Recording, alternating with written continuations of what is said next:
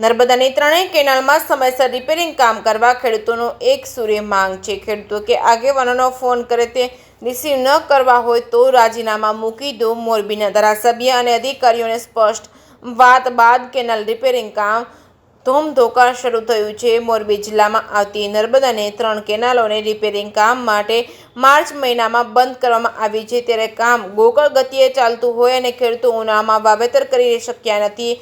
ચોમાસું નજીક આવતું હોય ત્યારે કેનાલના રિપેરિંગ કામમાં દમ ન હતો, જેથી ખેડૂતોએ ધારાસભ્ય કાંતિલાલ અમૃતિયાને રાવ કરી હતી। 2 દિવસ પહેલા સર્કિટ હાઉસ ખાતે નર્મદા કેનાલના અધિકારીઓ અને કર્મચારીને બોલાવ્યા હતા, જ્યાં ખેડૂતોએ એક સૂરે જણાવ્યું હતું કે મોરબી જિલ્લાની ત્રણેય કેનાલના રિપેરિંગ કામ સમયસર કરીને સિંચાઈ માટે પાણી આપો, તો તેવું બુલંદ અવાજે બોલીને કહ્યું હતું। કામગીરીમાં વિલંબ થઈ રહ્યો છે તેમાં અધિકારીઓ જવાબદાર છે। આ ઉપરાંત કેનાલમાંથી પાણીને વેચી નાખીને ભ્રષ્ટાચાર કરી રહ્યા હોય તેવી ઉગ્ર રજૂઆતો કરી છે। કોઈ અધિકારી કે કર્મચારી ફોન રિસીવ કરતા નથી તેવી ફરિયાદ બાદ ધારાસભ્ય કાંતિલાલ અમૃતિયાએ સ્પષ્ટ કહી દીધું હતું કે ખેડૂતના ફોન ન રિસીવ કરવા હોય તો તે અધિકારી રાજીનામા મૂકી દેજો તેવું ઉગ્ર ભાષામાં વાત કરીને કેનાલ રિપેરિંગ ક્યારે પૂરું કરવાનું અને કેનાલમાં પાણી ક્યારે છોડશો તેવા જવાબ માંગતા અધિકારીએ તારીખ 31/5/2025 સુધીમાં કેનાલમાં પાણી છોડી દેવાશે તેવું જણાવ્યું હતું। આ મીટિંગ બાદ આ કેનાલ રિપેર કામ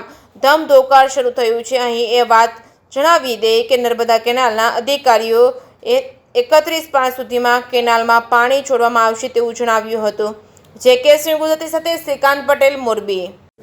આશરે લગભગ વ્યક્તિના પ્રશ્નો લગભગ 40 આવ્યા ને 40 પ્રશ્ન આવ્યા વ્યક્તિના।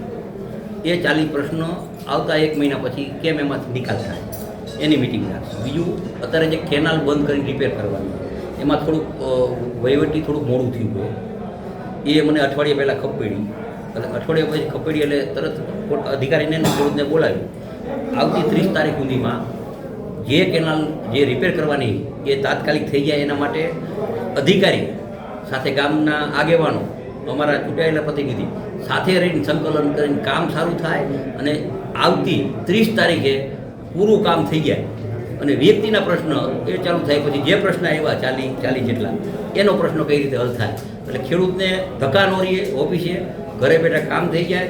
એટલે હજી એકાદી મિટિંગ આ રીતે કરી અને લગભગ મને એવું લાગે કે જે પ્રશ્નો આવ્યા 40 જેટલા હળવદ, મોરબી અને માળિયાના એ 40 પ્રશ્નોમાંથી લગભગ એકાદા મહિનામાં 30 તો હરવા થઈ જાય। 10-12 રહેશે એ નીતિ વિશે અત્યારે જે રજૂઆતો થઈ એમાં અધિકારીઓ ઉપર બહુ ગંભીર આક્ષેપો થયા કે ફોન નથી ઉપાડતા, હપ્તા ઉઘરાવે છે, એ બાબતે શું કરવાની જરૂર લાગે? એ સૂચના આપી દીધી, એકાદા અધિકારી ફોન ન ઉપાડતો એ કહી દીધું હોય। બીજું કામ સારું થાય એના માટે જ કમિટી કરી છે, કારણ કેનાલ ઘડી બંધ નથી થતી। કેનાલ લગભગ પહેલી વાર એવું હોય કે આટલો ટાઈમ બંધ રહી, એટલે બંધ રાખી છે એટલે ખેડૂતને નુકસાન થાય।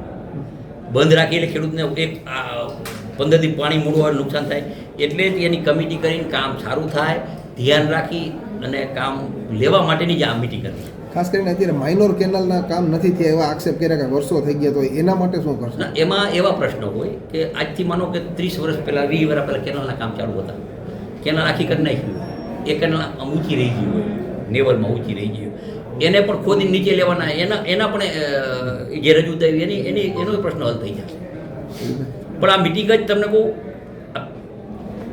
પ્રશ્ન લેવા માટે કહી છે અને કામ સારું કરવા માટે કહી છે, ખેડૂતને બીજી વાર હેરાન ન થાય એના માટેની કહી છે અને ખેડૂતની જાગૃતિ માટે કહી છે। આજે માનો કે આ બધા ખેડૂત આવ્યા એમાં પાણી માટે જાગતા હોય તો 10 થી 15 જણા જાગે।